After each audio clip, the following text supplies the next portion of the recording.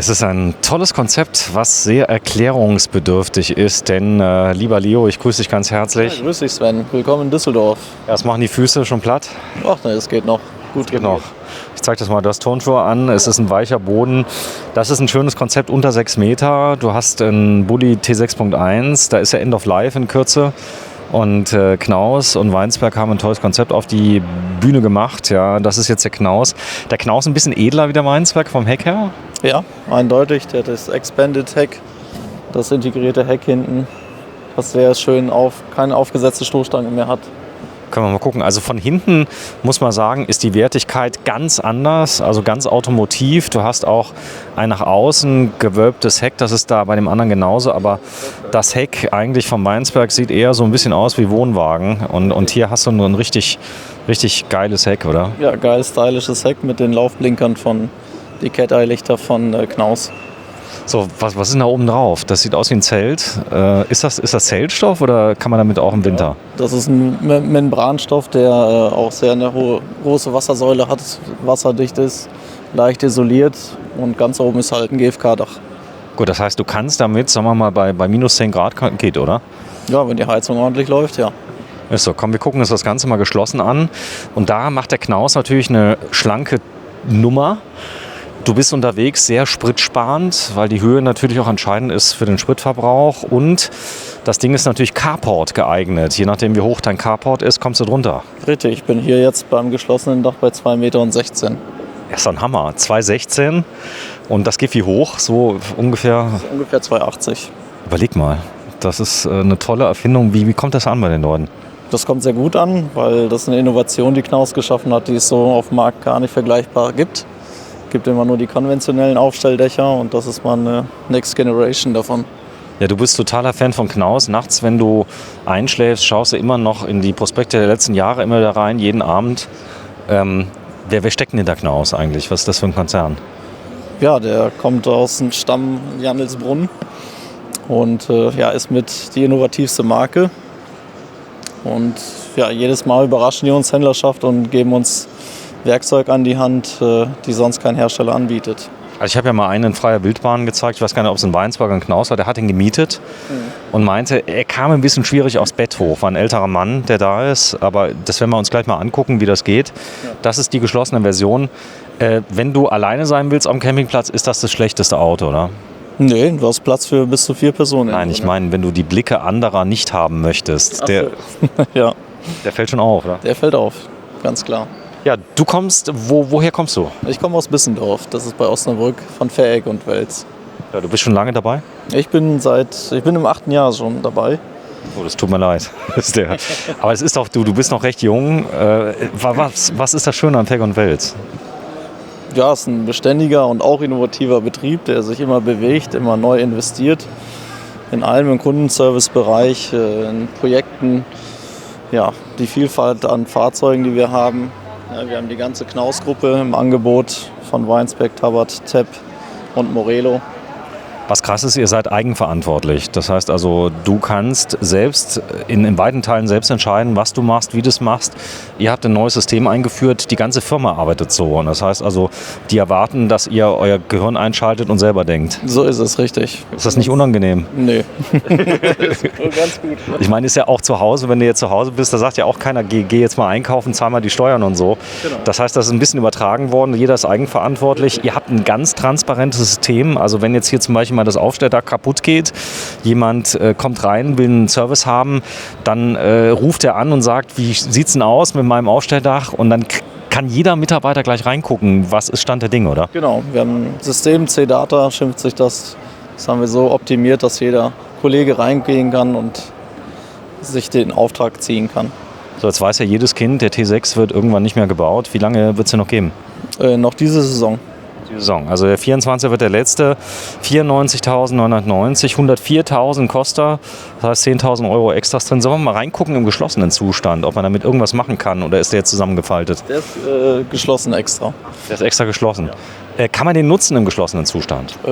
Ja, geduckt könnte man den nutzen, ja. Also geduckt kann ich auch auf das Klo gehen? Kommt nach hinten durch, ja. Okay, also wir schauen es hier mal an, dass wir das Ganze mal sehen. Jetzt ist er geöffnet. Wie lange dauert das Öffnen ungefähr? Das sind so circa 20 Sekunden, öffnet das Dach Also schnell. schnell. Und es gibt, glaube ich bin mir jetzt nicht ganz sicher, es gibt, glaube ich, 2 Versionen. Es gibt eine, glaube ich, mit Heckeinstieg. Und Da sind wir jetzt, das ist der LT. Der Vorteil, ich habe eine Face-to-Face-Sitzgruppe. warte mal ganz kurz, ich blicke jetzt erstmal rein. Also das ist hier Heckeinstieg. Dahinter ist erstmal gar nichts. Auf der linken Seite ist ein Fenster. Könnt ihr da reingucken? Hier ist ein Ablagefach mit einer kleinen Garderobe drin. Genau. Muss den Leuten das mal gerade beschreiben. Oben drüber ist eine Omnistor, eine Thule, eine schöne Breite, eine breite Aufbautür. Eine breite Aufbautür, richtig. Und dahinter habe ich den Schrank auf der gegenüberliegenden Seite. Der kostet übrigens 103.000, der hier steht. Geh ruhig mal rein. Und jetzt sieht man, du stehst. Leo, du bist ja jetzt kein kleiner Junge, sondern du bist 1,86 Meter. 1,86 und du hast Ultra-Stehhöhe. Ja, ultra. Also hier kann auch wirklich jede große Person dann stehen. Ne? Boah, wie krass. Und da ist der Schrank? Hier ist der Schrank, der ist von beidseitig zugänglich. Das heißt, ich kann sowohl von außen als auch von innen drankommen. Das ist gut. Hier vorne sind übrigens noch so Schränke, die kannst du noch mal aufhängen. Genau, faltbare Schränke, das ist der Clou dabei. Wenn man jetzt länger steht zum Beispiel. Ja. Richtig, dann kann ich den wie hier, das ist ein Fahrbetrieb. Oder ich nehme diesen ab und setze den nach oben.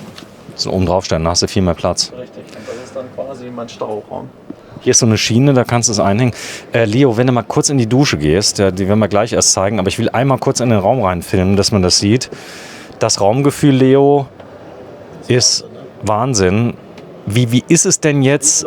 Wie ein kleiner Loft. Wie ist es denn jetzt mit den Geräuschen? Weil wenn du so ein Zelt hast, das wird wahrscheinlich nicht ganz so geräuschdämmend wie ein fester Aufbau. Oder ist das gut? Das ist richtig, ja, aber trotzdem, das Membran, was hier verwendet wird, dämmt trotzdem ein bisschen. Ist das haltbar eigentlich, wenn es immer auf und zu geht? Ja, das ist sehr haltbar. Wurden hier extra für die Versteifung dann hier auch noch Stützstangen mit eingesetzt. Ach so, rundrum. Das immer rundum richtig schön zusammenfaltet, dass es da keine Knicke gibt, die da nicht hin sollen. Und dass es auch dann langlebig läuft. Setz dich mal rein, bitte. Das ist eine Face-to-Face-Sitzgruppe. Richtig. Sag mal, gibt es den Grundriss? Wir haben doch einen gefilmt, der hatte kein Aufstelldach. Der hat so einen ähnlichen Grundriss gehabt, oder? Das ist richtig, ja. Das ist der CU Vision und das ist den Tourer Van haben wir letztes Mal. Genau, den gibt es mit festem Dach dann auch. Der ist aber nicht so hoch, oder? Der ist nicht so hoch, ne? Boah, das ist eine Turnhalle hier. Oh, es putzt wieder einer. Das finde ich gut. Danke. Bitte. Ich muss mal kurz zurück, dass wir das sehen. Also das ist der ganze Raum. Ich gehe mal ganz bis ans Ende. Hier ist einer, der putzt alle 5 Minuten die Spiegel hier. Da hast du die Küche. Bleib mal sitzen, Leo. Ich muss einmal kurz das Raumgefühl mal zeigen, weil man glaubt es ja kaum. Wir sind unter 6 Meter auf dem T6. Die Kiste ist wahrscheinlich auch schön leicht, weil das Dach dann nicht die Welt wiegt, weil so ein Sandwich ist ja schwer. Und hier bist du dann, ich setze mich jetzt mal in diese Sitzgruppe rein. Also CU Vision Face to Face. Eigentlich konkurrenzlos, ehrlich. Ist auch konkurrenzlos. Keiner hat dieses Produkt. Kein Mitbewerber. Macht eine Klimaanlage Sinn hier, eine Unterflur? Kann man ja immer noch nachrüsten, wenn man es haben möchte, weil man hat hier genügend Stauraum unter der Sitzbank. Also du sagst, dass das hier also dämmt so sehr, dass ich dann auch eine Klimaanlage einsetzen könnte und oben... Das ist ja richtig ein Loftgefühl hier. Ne? Sag mal, das muss ganz hochfahren, oder kann man das? Muss ganz hochfahren. In der Mitte kann man es nicht anhalten. Also stabile Vollauszüge, also alles, was hier unten ist, ist dann massiv. Also alles, was man von Knaus kennt, das habe ich hier drin. Nur variabel. Optional auch mit Hubbett möglich, dass ich 4 Schlafplätze bekomme. Kann ich mir gar nicht vorstellen. Ist hier einer mit Hubbett eigentlich? Ja, das ist der hintere von uns, der hat ein Hubbett. Können wir es gleich mal angucken, dass wir das sehen. Innenbreite 2 Meter. Dadurch, dass sie keine Schränke hier an den Innenwänden haben auf der Seite, wirkt er auch schön breit. Richtig, ja. Er hat ja eine richtige breite, durchflutete Optik. Und ich habe einen Schrank. Ich setze mich mal hier rein. Also 4 Personen könnten hier reisen, ein perfektes 2-Personen-Fahrzeug. 4 Personen können auch hier sitzen, an der Sitzbank. Also ich würde jetzt auf der Straße, würde ich das Dach nicht hochfahren. Da würde ich sagen, ich lasse das mal unten. Wo schläft man denn jetzt hier? Ich habe das noch nicht ganz verstanden. Man baut hier die Sitzgruppe um. Das ist der Schlafplatz. Du drückst das runter und genau hast dann Schlafplatz. Richtig. Warte, ich gehe mal hoch. Hast du es jemals umgebaut, die Sitzgruppe? Die habe ich ja zu Hause, habe ich die schon umgebaut, ja. Das heißt, das ist der Tisch. Richtig, der ist ja dann auch verschiebbar, drehbar, ne? Also ich kann machen, was ich möchte damit. Der kommt dann runter. Aus. Ist jetzt schon unten. Und dann, wie kommt das Polster dahin? Die Polster liegen dann in der Garage, die kommen hier drauf, Ausgleichspolster. Die Seitenpolster nehme ich weg und dann habe ich einen Querschlafplatz. Wie groß ist der? Knapp, ja, 1,99. 2 Meter. 2 Meter auf 1 Meter, was ist das, 50, 60? 1,48 Meter, glaube ich. 48, okay. Dann der Clou ist ja auch die Dusche. Normalerweise hast du ja hier bei so einem T6.1 keine Dusche. Gut, 6 Meter wäre schon der lange Radstand plus X. Also der wäre dann schon größer. Ist er handlich? Bist du mal gefahren? Gefahren noch nicht. Wir haben noch die ersten Modelle noch nicht bekommen, aber das werde ich auf jeden Fall machen, wenn der angeliefert wird. Sag mal, der wurde doch vorgestellt. Wo wurde denn der vorgestellt? Hier auf der Messe oder Das erste auf der CMT? Mal, auf der ersten Mal mit der Technik auf der CMT. Letztes Jahr in Düsseldorf, also sprich vor einem Jahr, hatte man noch die Dachkonstruktion noch nicht fertig. Ist das hier ein Prototyp noch oder sind die... Nein, das sind schon Das Serie. die fertigen, das sind die Serienmodelle. Hier ist ein Kleiderschrank, machen wir da auf. Also hängende Kleidung, okay.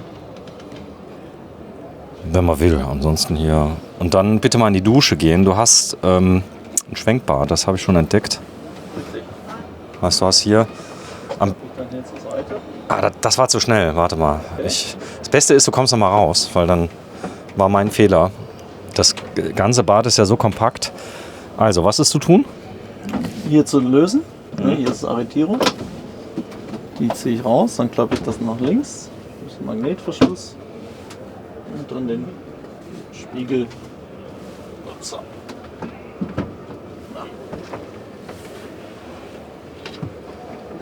Ist arretiert, gell?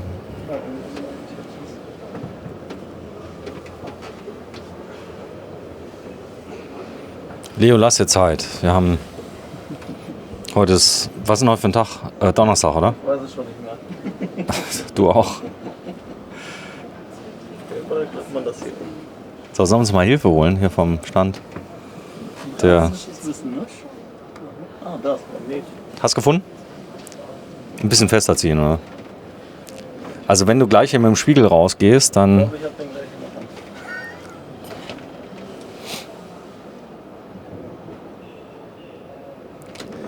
Also ganz oft ist so, dass es so einfach geht dann. Ich glaube, das geht sogar einfach, aber ich bin da jetzt nicht. Und Was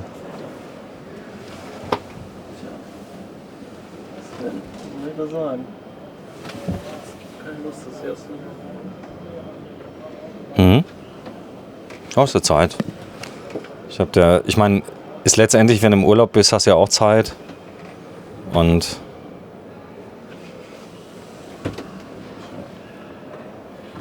also was ich sehe, drunter ist eine Gasdruckfeder. Siehst du die? Sehe ich, ja. Die drunter. Und Und dann ist er wie so eine Art Magnet. Magnet. Und die Gasdruckdämpfer ist hier für die Wand.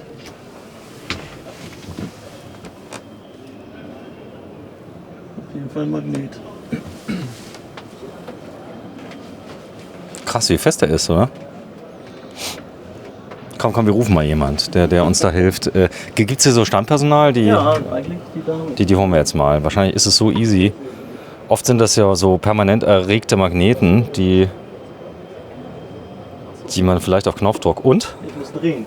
drehen.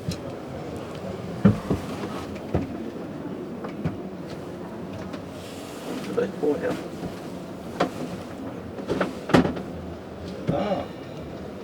Okay, fangen wir nochmal ganz von vorne an, Leo, damit wir die Ehrenrettung der Firma Knaus nochmal haben. Okay. Ich komme mal ganz kurz. Das wäre jetzt praktisch der Einfahrzustand. So wäre es dann bis unten.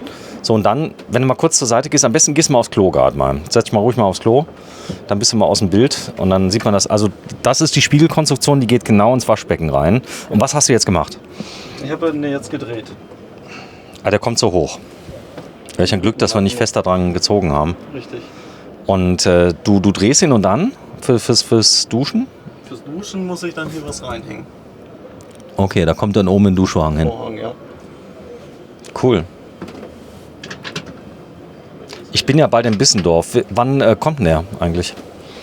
Wir hoffen, dass er in 4 Wochen da ist. 4 Wochen, also ich komme in 2 Wochen. Also Schwenkbad ist mit drin, eine große Banktoilette hier, die kenne ich ja aus... Ah nee, das ist eine ganz normale... Ne, das ist eine normale Drehtoilette. Drehtoilette ist mit drin. Dann hast du ein Bussystem hier mit drin, kannst du Licht steuern und so weiter. Ein Licht ist oben drin, da oben hängst du dann so ein Duschding ein und das Ganze schwenkst du dann praktisch nach links, wenn du es nochmal jetzt mal machst. Dann hast du hier die Dusche und da ist auch der Duschkopf dann hier im Waschbecken, den nimmst du dann, oder? Genau, den kannst du nehmen, den kannst du rausziehen. Cool. Zur linken Seite kommt dann noch eine normale Abtrennung dann nochmal zu setzen. Und hier ist eine Schiebetür, kannst du zumachen, wenn dir keiner zugucken soll. Du kannst zumachen und oben ist wahrscheinlich noch so ein... Richtig, ist das auch nochmal hier zum Runtermachen.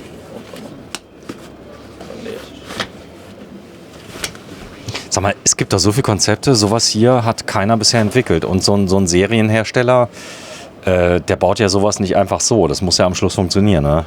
Ja, das muss funktionieren. Also deswegen ist ja auch die Innovation bei Knaus da und die sind da so akribisch, dass sie darauf das auch investieren und sowas auf dem Markt, alleinstellungsmerkmalig dann rausbringen. Ne? Ich habe es mit dem Pressechef von Knaus gefilmt letztes Jahr. Ach so. Mal gucken, ob ich das filme. Also ich werde es vielleicht nochmal quer verlinken, dass wir das Video machen, wie es runterfährt. Also ich kann mich aber an dieses drehbare Ding nicht mehr erinnern, sonst hätte ich es dir auch erzählt. Ja. Okay. Bitte mal das Kochfeld zeigen. Also du hast eine riesen Küche, oder? Ja, große Ablagefläche, ne? Mit passender Steckdose, Bedienung der Heizung, ganz neu jetzt der Spender, Seifenspender oder hier dann für Spülmittel. Wechselrichter sehe ich gerade. Ein Wechselrichter? Wo siehst du den? Oder ist es hier ein Kombi-Bedienfeld? Das ist ein Kombi-Bedienteil. Okay. Cool. Kühlschrank? Ach so, hier. Unten auf der Stirnseite. Genau, auf der Stirnseite und ist dann doppelseitig. Der ist einmal von innen zu bedienen und von außen. Von außen. So, Fliegengitter hat er auch. Richtig. Garderobe, ist alles dabei und ein Riesenvolumen. Sag mal, Zielgruppe, wen siehst du denn hier? So der Alltagsfahrer, der sagt, ich kann das Ding ja auch im Alltag benutzen bei 6 Metern. Richtig, also eigentlich den California-Fahrer, den spricht man damit zielgerichtet an, ja. So, komm mal, ich filme mal die leere Sitzgruppe, dass wir das mal kurz sehen. Und hier hast du dann eine Face-to-Face-Sitzgruppe, jetzt ist sie abgesenkt. Du hast viel Platz, viel Stehhöhe. Also nicht nur so ein Faltdach, was du hast, aber der Preis ist wettbewerbsfähig. Wenn du mal guckst, was hier für T6-Umbauten rumlaufen, wo du kein Aufstelldach hast, für 160.000 € habe ich eingefilmt. Und hier hast du ein richtiges Wohnmobil. Ja, mit Toilette, Dusche, alles dabei. Es gibt auch ein Allrad? Den gibt es nicht als Gibt's nicht. Komm, wir gehen mal raus, gucken uns das Ganze mal an mit dem Hubbett, weil das Hubbett hat natürlich den Vorteil, dass ich eben nicht die Sitzgruppe, also das mit dem Sitzgruppen umbauen hat mich persönlich jetzt nicht überzeugt, aber das Hubbett ist dann eine Option, da kannst du die Sitzgruppe lassen und kannst im Hubbett schlafen eigentlich, oder? Das können wir hier sehen. Gut, gucken wir mal rein. Da wird sich das bestimmt mehr überzeugen, Sven. Da darf ich Sie mal kurz was fragen. Geht ganz schnell. Sie waren jetzt gerade da drin. Ist das leicht zu verstehen, das Konzept? Ach ja, eigentlich schon. Ne? Wenn man sich das einmal genau richtig anguckt, dann ist das kein Problem. Da ist jetzt das Hubbett drin. Also das heißt, der andere ist ja mit Bettumbau als Face-to-Face-Sitzgruppe. Da senkt man das Bett ab und muss es jedes Mal bauen. Ist das Hubbett besser für Sie? Also ich sage Ihnen ganz ehrlich, so richtig mein Fahrzeug ist das jetzt nicht. Aber wenn, dann würde ich so ein Hubbett nehmen. Warum ist das nicht Ihr Fahrzeug? Ungefähr. Nee, weil ich glaube, dass der im Winter sehr kalt ist. Was sagst du? Was haben die gesagt bei Knaus? Geht. Dass es auf jeden Fall wintertauglich ist. Ja. Absolut. Wintertauglich ja, aber ich denke schon, dass der im Winter sehr kalt ist und dass man sehr viel Heizung braucht. Und wenn ich mir die kleine Gasflasche angucke, also wir haben jetzt ein bisschen Zeit und können etwas länger fahren. Ich glaube, ich müsste immer Gas schleppen, glaube ich. Über Diesel serienmäßig. Das über Diesel. Dann ist es ja okay. Darf ich zur Ehrenrettung was sagen? Ja. Ich glaube, die Dieselheizung hat irgendwie 6 kW oder so, der da drin ist. Und das Problem ist eher, dass es zu heiß wird. Das ist echt so. Ja, ich weiß es nicht. Doch, ich habe ja einen VW-Bus. Aber trotzdem, wir werden einen Test machen. Wir werden im Winter damit rumfahren. So oben so, weiß ich nicht, mit dem Stoff. Also ich hätte da jetzt so, wir kommen von der Küste, ich hätte da jetzt meine Bedenken. Muss ich ehrlich sagen. Also tiefer Winter, minus 20 Grad, auch das das funktioniert. nicht unbedingt, aber Bei uns weht das schon mal und wir fahren gerne mal im Herbst an der Küste so oder im Winter. Cool. Und da ist es dann schon recht kühl. Wo seid ihr her eigentlich aus? Wir kommen aus Bremen. Aus Bremen, das ist schon hoch oben, oder? Das ist schon ein bisschen hoch oben. Also ich sag mal, bis zur Wesermündung sind es von uns keine 80 Kilometer. Ne? Genau. Und da haben wir dann schon gleich die Nordsee. Und da fahren wir ganz gerne mal hin. Aber ansonsten ist das natürlich eine coole Sache für Italien. Im Sommer ist das natürlich ein super Teil. Ne? Da ist man ruckzuck da. Und sag ich mal, kommt man überall gut mit hin.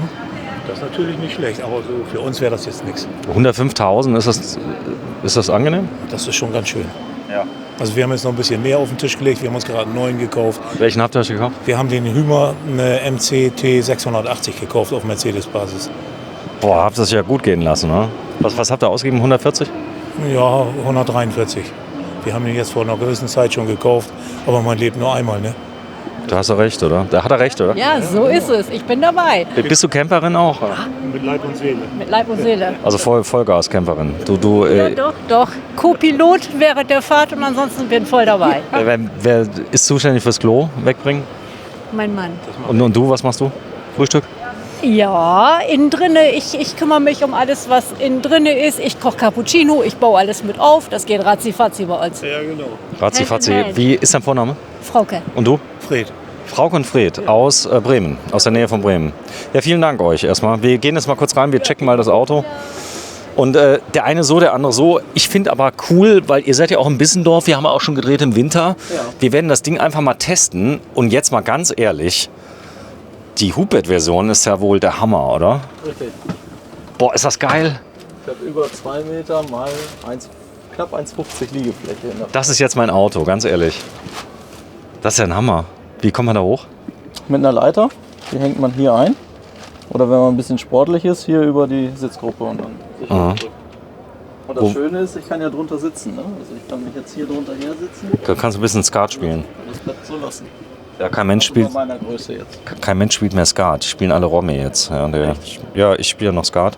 Sag mal, du schiebst das Bett übereinander. Also das ist dann 2 Meter mal so 1,80 Meter ungefähr. 2 Meter tief, Breite 1,48 Meter. Echt, das wirkt breiter. Ja. Das heißt, also hier könnten auch 3 Kinder quer schlafen. Also das hat mich jetzt überzeugt mit dem Hubbett. Ist das jetzt ganz ausgezogen oder geht das noch ein bisschen? Ganz ausgezogen. Sag mal, das ist hier vorne, hat das noch so einen kleinen... Bist du sicher, dass das ganz ausgezogen ist? Guck mal gerade. Weil das hat hier noch so einen kleinen Hubbel hier vorne. Okay, ja, jetzt ist ganz ausgezogen. Okay, das ist cool. Kannst du mir mal zeigen, wie man da hochkommt? Oder ist hier eine Leiter noch drin? Oder haben sie die... Ist die da drin? Ja. Ist da drin. Warte mal, ich komm mal hier ran. So, Heckgarage öffnen, da ist die Leiter drin. Ungefähr das Bett, wie groß ist das Bett? In die Länge ist das 2,3 und in die Breite dann die Matratze hat 1,50. 1,50, wirkt aber viel breiter. Ja, von Stoff zu Stoff ist auch 1,80. 1,80 von Stoff zu Stoff, hast du gehört? Ja. Wie cool. Ein Riesenbett, oder? Ist sehr, sehr groß. Auf jeden Fall. So, und jetzt sieht man, ey, ganz ehrlich, das ist jetzt mein Auto. Gerade eben mit dem Bettumbau, das hat mich nicht so geflasht. Das ist nächste Woche mit. Ja, das ist, wann kommen die? In 4 Wochen? In 4 Wochen circa. 4 Wochen. Und das ist ein cooles Auto jetzt. Also das war jetzt eben mit dem Bettumbau, das war jetzt nicht so meins, aber es gibt ja auch Leute, die brauchen das nicht. Die bauen das um, fertig. Ja, immer die Frage, was man braucht, denke ich. Ne? Aber hier mit dem Hubbett, das ist schon cool. Das wiegt auch nicht so viel wie... Ist der Schlafkomfort ist gut? Ist gut, ja. So, bitte mal einklappen. Lattenrost auch mit drin. Ja, cool, man kann jetzt so unten noch einen Topper drauf machen, wenn man da nicht... So, dann schieb mal ein. Ich will mal sehen, wie das geht. Ob das easy ist. Also, das ist die Leiter, die kommt in die Heckgarage. Und dann schiebst du einmal her. Ach, das geht übereinander. Und dann geht das so leicht hoch. Okay, verstehe. Und dann wird es arretiert und dann hast du hier Face-to-Face. Jetzt ruhig noch mal rein, lieber Leo. Ist das so deine Seite rechts? Weil ich wäre jetzt nach rechts gegangen, genauso. Den Tisch kannst du drehen, oder? Den kannst du drehen. Kannst du drehen?